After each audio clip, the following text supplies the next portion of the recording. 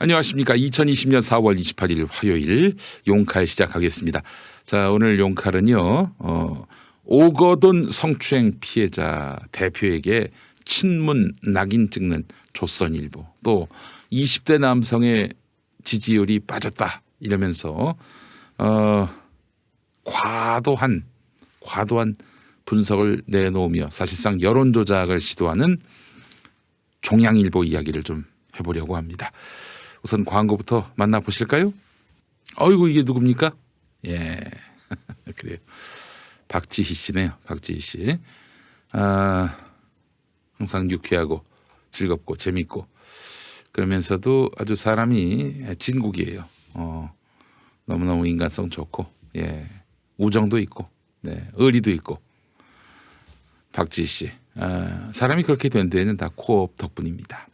면역력과 활력을 한 번에 10차 완판된 가정의 달 선물 코업 광고입니다. 이제 5월이 시작됩니다. 코업이 지난주에 소상공인 100분께 코업 1000개를 지원하는 이벤트를 성공적으로 마무리했다고 합니다. 앞으로도 계속해서 활력 나눔을 실천하겠습니다. 코업은 정상적인 면역 기능에 필요한 아연과 페로산 마카, 그리고 아침 활력을 더해주는 멀티 비타민이 한 번에 들어있는 건강 기능 식품인데요. 단순 식품이 아닌 식품의약품안전처에서 인정받은 건강 기능 식품입니다. 이게 무슨 캔디류 이런 거 아니에요. 네. 건강 기능 식품입니다. 식품의약품 안전처로부터 인정받은, 네, 가정의 달 활력 선물로도 아주 좋습니다. 2+1 이벤트 계속됩니다. 김용민닷컴과 포털 사이트 코업에서 포털 사이트에서 코업을 검색해 주시기 바라겠습니다. 그래요. 많은 분들의 사랑을 바라겠습니다. 자, 오거돈 성추행 피해자 상담소장도 친문이다. 어제 미래통합당은요, 친여당 성향이 강한 이재희 부산 성폭력 상담소장이 더불어민주당 소속 오거돈 전 시장의 여직원 성추행 사건에 관여한 자체가 부적절하다는 입장을 내놨는데, 아니 어떻게 친여 성향인가 봤어요. 그랬더니 조선일보가 근거로 내세우는 것이 18대 대선 직전인 2012년 12월 13일 부산시 의회에서 당시 민주통합당 대선 후보였던 문재인 대통령 공개 지지 기자회견이 있었는데 1200명 중에 한 명이었어요. 이재희 소장이. 이재희 소장이 단독으로 지지 선언을 한 것이 아니라 1200명, 아마도 부산 시내의 민주 진보 계열의 인사들, 여기엔 여성계도 포함되는 거죠. 인사들이 지지 선언문을 낸 건데, 우리는 사람을 소중히 하고 소통의 선두에서 행복한 민주사회를 이룩하려는 문재인 후보의 가능성을 지지한다, 이렇게 말을 했는데, 또 같은 날 유권자에게 드리는 글에서 새누리당 박근혜 후보가 준비된 여성 대통령을 자임하는 것은 여성운동 역사의 무임승차는 모렴치한 일이다, 이렇게 비판하기도 했는데, 새누리당을 박정희 정권의 기생관광, 기지촌 성매매로 여성들의 성을 착취한 과거를 물려받은 반여성적 세력이라고 규정했습니다. 틀린 말을 했나요? 그리고 자신의 정치적 견해를 밝히는 게 잘못됐나요? 이 행위 자체는 잘못된 게 아니에요. 또 틀린 말한 것도 아니고. 그리고 반여성적 정권인 거 맞죠? 2013년 3월에 김학의를 그 성추문이 있음에도 불구하고 검찰총장으로 세우려고 했던 그 음모를 우리는 다 알고 있습니다. 그거 신경 안 쓰잖아요. 또 박근혜 정권 초기에 청와대 대변인을 지낸 윤창중이가 무슨 짓을 했습니까? 반여성적 정권 맞습니다. 박근혜 시대 여성의 인권과 권익이 신장됐다. 누가 그렇게 얘기합니까? 그래요. 지금 19대뿐만 아니라 18대 대선에서 문재인 후보 지지하는 발언을 한 모든 이들을 다 친문으로 낙인 찍을 그런 기세지요. 자, 여러분, 제가 페이스북에도 글을 남겼습니다마는 그런 식으로 얘기하면 문재인 후보 지지 선언에 동참했기 때문에 19대 대선도 아니고 18대 대선에서 문재인 후보 지지 선언에 동참했기 때문에 친문이다? 그러면은 광화문에서 마이크 잡고 문재인 지지 연설까지 한 진중권은 뭐예요? 진중권도 친문이겠네? 진중권도 친문이겠어? 조선일보식으로 얘기하자면 갔잖아 18대 대선. 2017년도 아니고 2012년 대선 당시 문재인 후보를 지지했기 때문에 친문이다. 이재희 소장이 친문이라고 오기는 조선의 논리 구조입니다. 여러분 2012년 대선 기억하십니까? 그때는 정의당이 아니라 진보정의당이었죠. 그리고 통합진보당. 이 두 당이 후보를 안 내거나 또 후보를 사퇴해서 당시에는 보수와 진보의 1대1 대결 구도가 뚜렷했어요. 그래서 사실은 민주진보 단일 후보가 바로 문재인 후보였어요. 또 진보 진영으로서는 이명박 정권 5년을 보냈고요. 반드시 집권을 해야 된다는 강렬한 마음이 있었습니다. 그거는 뭐 문재인의 이익을 위해서 친문의 이익을 위해서가 아니라 나라를 악마로부터 구해야 한다라는 일종의 사명감이 있었어요. 그래서 진보 진영 내에 지지 선언이 잇따랐던 시기입니다. 그 상황적인 특수성을 배제하고 단순히 문재인 후보 지지 선언에 동참했기 때문에 친문이다? 그러면 뭐야? 진중권도 친문이겠네. 진중권도 친문 아니야? 18대 때 문재인 후보 지지했으니까. 이런 말도 안 되는 논리 구조가 어디 있습니까? 자, 그리고 이재희 부산 성폭력 상담소장. 제가 일면식도 없는 분이고 잘 모르는 분이지만 오늘 저 네이버 뉴스에서 검색을 해봤어요. 이분이 어떻게 활동을 해왔는지. 한번 볼까요? 2004년에 노무현 정부 이라크 파병 연장 동의안 반대했습니다. 2006년 민주노동당 여성정책 지지선언문을 발표했어요. 2009년 이명박 정권 당시 검찰총장으로부터 인권단체로서 역할을 많이 했다. 그런 취지의 표창장을 수상했습니다. 그리고 2010년 한나라당 박대해 의원의 성폭력 근절 토론회에 참여를 했습니다. 2011년 노무현 정부가 추진했던 제주 해군기지 이명박 정권 때 완성하려고 했을 때 반대했습니다. 자, 그리고 2012년 바로 범민주진보 진영의 일원으로서 문재인 후보를 지지했던 거예요. 그리고 2018년 문 대통령의 지인이라고 할 수 있는 문 대통령과 상관이 전혀 없습니다만은 이윤택의 성범죄와 문재인 대통령은 전혀 상관이 없죠. 하여간 이윤택 사건 등을 계기로 해서 미투 운동을 전개했어요. 이분은 뭐 직업적 전문 정치적 시민단체가 아닙니다. 여성 인권단체, 성폭력 퇴치를 위한 인권단체의 대표예요. 이런 분한테 정치색을 뒤집어 씌워가지고 친문이다? 이런 식으로 매도를 하는 것은 이거는 이재희 소장뿐만 아니라 이재희 소장과 이 사태를 논의하고 해법을 찾으려 했던 피해자를 또 한번 욕보이는 일 아닙니까? 정치적 흑막이 있다. 총선 시점을 전후로 해서 어떤 거래가 있었다. 끊임없이 조선일보와 미래통합당 쪽에서 이런 이야기를 흘리고 있는데 피해자 2번 죽이는 거 아닙니까? 요즘 뭐 조선일보 보는 사람이 없다고 아주 멋대로 글을 쓰고 있는 모양인데, 예, 이런 식의 마타도어죠. 2012년 지금으로부터 8년 전에 문재인 후보 지지했다고 1200명 중에 한 명으로 지지했다고. 그래서 그 사람이 지금 문재인 정권의 이익을 위해서 활동하고 있다. 피해자 인권은 도외시하고 있다. 이런 식의 논리 구조를 만들어내는 조선일보야말로 반인권 폐악질 신문의 어떤 정체성을 확인시켜주는 그런 망동을 하고 있는 것이 아닌가 하는 생각을 해봅니다. 예. 우리 심소연님 말씀, 친문이면 또 어떻습니까? 친문이 무슨 결격사유도 아니고.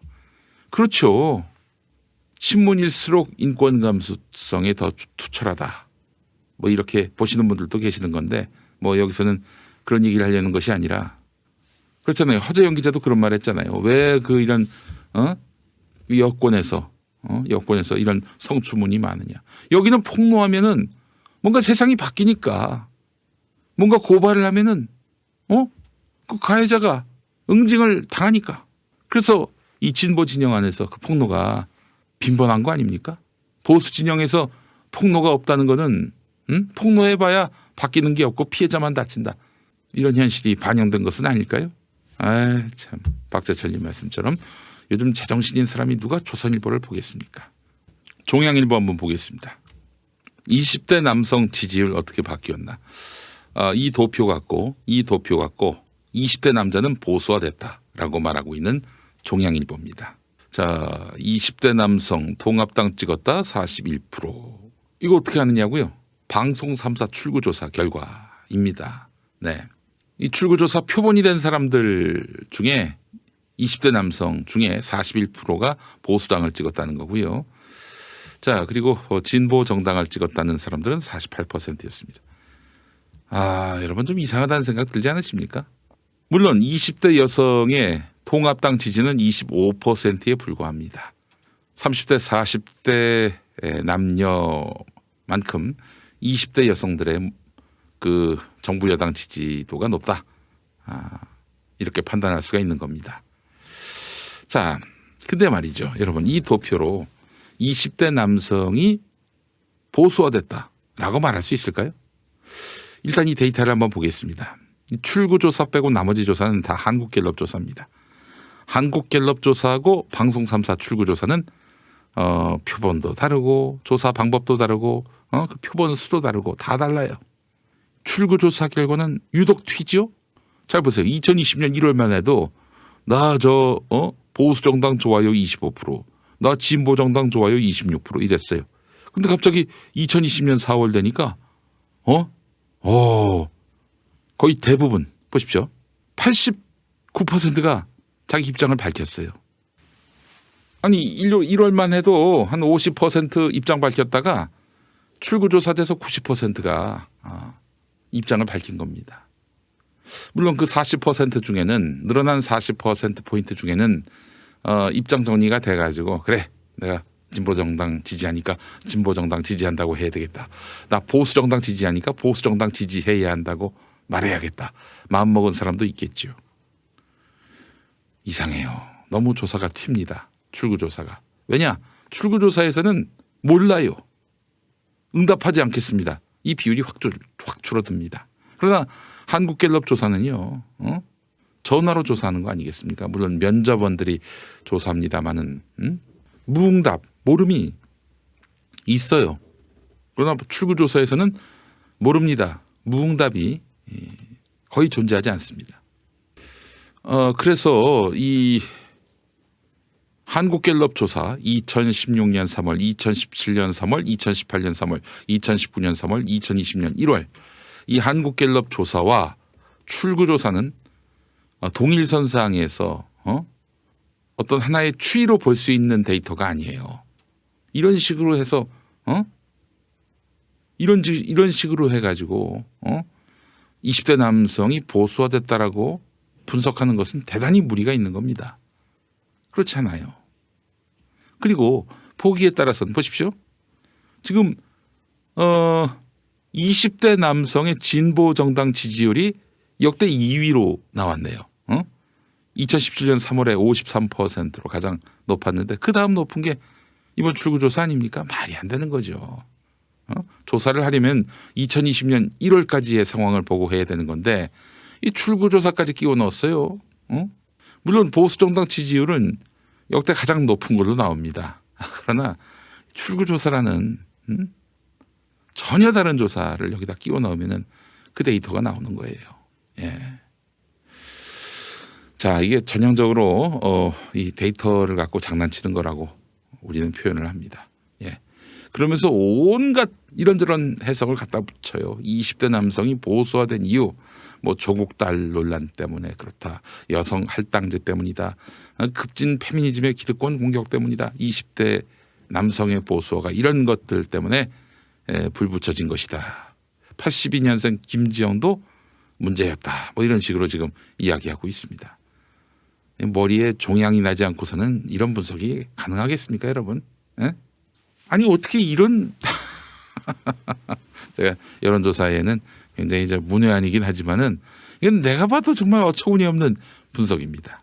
예, 어처구니 없는 분석이에요. 예. 그래요.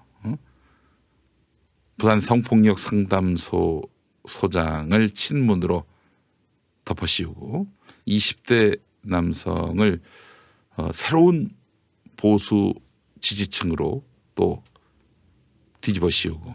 네. 이게 바로 조선일보 종양일보입니다. 그러면은 2017년 3월은 어떻게 설명할 거야? 어?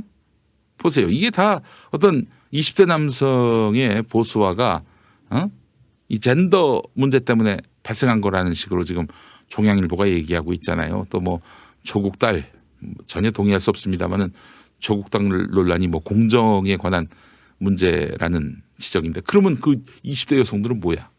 20대 여성들은 조국 딸 논란을 이해한다는 얘기입니까? 말이 안 되는 얘기지. 전혀 이게 어떤 뭐 논리적인 근거 없이 자기들끼리 억측하고 그냥 뭐 멋대로 해석하고 그러고 있어요. 예. 자, 그래요. 전혀 한 데이터에 올려놓을 수 없는 출구 조사를 한국갤럽의 역대 조사 추이와 무리하게 엮어가지고 20대 남성의 통합당 지지율이 41%까지 올랐네. 이런 식으로 분칠하고 있는 종양일보. 여러분 속지 마시고요. 네. 특히 종양일보 또 조선일보 얘네들은 말이죠. 지난 총선 과정에서 여론조사가 이상하다. 너무 여당에게 좋은 결과만 나온다. 여론조사가 실제 투표 결과와 일치된 것은 많지 않다. 대개 진보 또 여당 쪽에 기울어진 조사 결과가 많았다. 이런 식으로 이제 막 이야기를 만들어냈잖아요. 네, 여론조사는 많이 틀렸습니다. 보다 진보 여당 쪽에 기운 걸로 투표 결과가 나온 거 아니겠습니까? 여론조사가 미래통합당에 대한 심판 정서를 제대로 읽지 못했어요. 제대로 수렴하지 못했어요. 자, 그러면은 이제 사전투표 조작설로 가야 됩니까? 자, 국민들의 정서를 지멋대로 해석하려 드는 자세 버리고요. 국민은요 간단합니다. 실력이 있으면 지지하고요. 그리고 능력이 있으면 지지하고요. 진정성이 있으면 지지합니다. 반대로 실력과 능력이 없으면 그리고 국민을 향한 진정성이 없으면 심판받습니다. 미래통합당이 지금까지 계속 심판받은 이유가 거기 있는 거 아니에요? 예. 아이고. 조선일보하고 중앙일보야말로 이번에 심판받지 않았습니까? 니들이 아무리 그냥 부채질을 해도 아무리 정부 여당에게 불리하게 의제 설정해도 국민들한테 먹히지가 않았어요. 국민들이 동의하지 않았습니다. 날마다 반정부 삐라를 찍어냈는데 여론은 점점 더 악화됐어요. 너희들의 존재 가치가 사라졌습니다. 예. 웃기는 인간들 좀 닥치고 있어야 됩니다. 너희들도 뭐 신문으로 이 말 저 말 내지 말고 곰곰이 생각해 보라고. 우리가 지금 이 사회에 그 어떤 존재인가 기여하고 있는 바가 있는가 스스로 돌아보고 반성하고 참여할 줄 알아야 합니다. 언제까지 니들의 그 헤아림 속에 민심이 간파된다고 오만을 떨 겁니까? 정신 차리세요. 예. 이 남자는 보수와 20대 남자들이 만만하다는 얘기입니다. 이 조선일보, 중앙일보한테는 말이죠. 자, 서울신문 기사 하나 보겠습니다. 예. 서울신문이 공무원은 봉이 아닙니다. 이런 제목의 기사를 냈습니다. 코로나19 최전선에 선 공무원들의 사기 저하를 다룬 건데 이근영 전 민주당 전략기획위원장이 4월 21일 MBC 라디오에 나와서 기획재정부가 정치를 한다 이렇게 비판한 내용을 다루고 있어요. 무려 51년 만에 3차 추경 편성 절차에 들어간 기획재정부 예산 실현, 내년도 본 예산 편성까지 겹치며 야근과 주말 근무를 밥 먹듯이 하고 있다. 하지만 전 국민에게 지급하자는 정치권에 맞서서 소득 하위 70% 지급 입장을 고수하다가 험한 꼴을 당했다. 여당으로부터 기재부가 정치한다는 조롱을 받았다. 총선 압승을 등에 업은 여당의 밀어붙이기에 결국 백기를 들었고 2차 추경 주도권을 정치권에 완전히 빼앗겼다. 이에 볼멘 소리를 냈다가 정세균 국무총리로부터 공개 경고까지 받았다. 경제부처 서기관은 정치권이 억누르면서 예산실 공무원의 자존심이 많이 상했을 것이라고 분위기를 전했는데 정말 큰 잘못을 저질렀네. 정치권과 우리 국민들이. 정말 큰 죄를 지었네. 아이고 이거 어떡하나. 우리 감히 기획재정부 공무원들께 우리가 무엄하게도 대들었네. 잘못했습니다. 존나 미안합니다. 그래요. 아이고 정말 참. 아니 기획재정부 공무원들은 선출직 공무원들의 지배를 받아야죠. 그렇지 않습니까? 선출직 공무원들은 누구로부터 지배받습니까? 유권자, 국민에게 지배를 받는 거예요. 너희들이 행정고시 통과해가지고 그 자리 갔어. 그럼 니들이 왕이냐? 니들이 검사, 판사하고 뭐가 달라? 문민 통제가 전혀 이루어지지 않으면은 니들의 나라지, 니들의 왕국이지. 그렇지 않습니까? 존나 미안합니다. 이거 괜히 우리가 그냥 기재부 열심히 일하는 분들 길을 꺾었네요. 네, 존나 미안하네. 여러분들 채팅방에 존나 미안합니다. 한 번씩 쓰세요. 반성하세요, 빨리. 존나 미안합니다. 기재부 공무원 여러분 한번 좀 써주세요. 존나 미안합니다. 존나 미안합니다. 네. 미안해. 존나 미안해. 공무원 공무원은 봉이 아닌데 말이야. 우리가 몰라봤네. 이런 헛소리를 기사에다 찍찍 해대면 저는 항상 이 매체의 소유주가 누구지 하고 바라보게 됩니다. 여러분, 이 서울신문의 지분 구조가 어떻게 됐는지 아십니까? 보세요. 30.5% 기획재정부 겁니다. 이거 서울신문의 대주주, 서울신문의 대주주가 기획재정부예요, 여러분. 기재부야, 기재부. 기획재정부가 서울신문의 지분 30.5%를 보유함으로써 서울신문이 기재부 거예요. 네. 그리고 이제 우리 사주조합이 29.1%, 그리고 다음이 원래 포스코였는데 호반건설한테 넘어갔죠. 19.4%고요. 예. 자, 근데 말이죠. 이 포스코에서 지분을 인수한 호반건설이 기획재정부도 먹으려고 했어. 기획재정부 지분도 먹으려고 했어요. 합치면은 와, 이건 뭐야? 과연 50% 가까이 되는 거 아니겠습니까? 근데 그게 결국 무산됐어요. 서울신문 구성원들의 반대로 결국엔 무산이 됐는데 기획재정부 신문이네요. 보니까 서울신문이. 여러분 뭔가 좀 이상하다 싶으면은 그 신문의 지배구조를 보시고 그래서 대주주, 주요 주주의 욕망과 이 이상한 기사가 어떻게 연관되어 있는지 판단해 보시면은 답이 나옵니다. 예, 그래요. 기재부가 왜 언론사를 지배하는 거지라고 하셨는데 옛날에 뭐 서울신문은 거의 국가 거였죠. 예, 경향신문도 80년대만 해도 통반장이 보는 신문이었어요. 예. 그러다가 이제 우리 사주조합, 그러니까 사원주가 29.1%로 그 지분을 확보하면서 어느 정도 독립 언론의 이제 기틀을 다지려고 했는데 여전히 기획재정부가 30.5%로 지분이 가장 많습니다. 그래서 이런 기사가 나왔다고 저는 생각을 합니다. 예. 그래요. 공무원은 봉이 아니죠. 그러나 공무원은 국민들의 종입니다. 봉이 아니라 종입니다. 그래서 국민을 위해서 좀 봉사하는 게 그렇게 싫습니까? 소득 하위 70% 국민만 국민이에요? 그렇지는 않잖아요. 아니 국민들이 또 그렇게 모든 국민에게 재난지원금을 주겠다는 그런 정치권의 약속, 그 약속 때문에 표로서 신임을 받았다면은 정치권은 당연히 그 약속을 지키기 위해서 애를 쓸 것인데 반발하고 있어요. 야, 니들이 종이지, 왕이야? 자, 첫 번째 섹션이었습니다.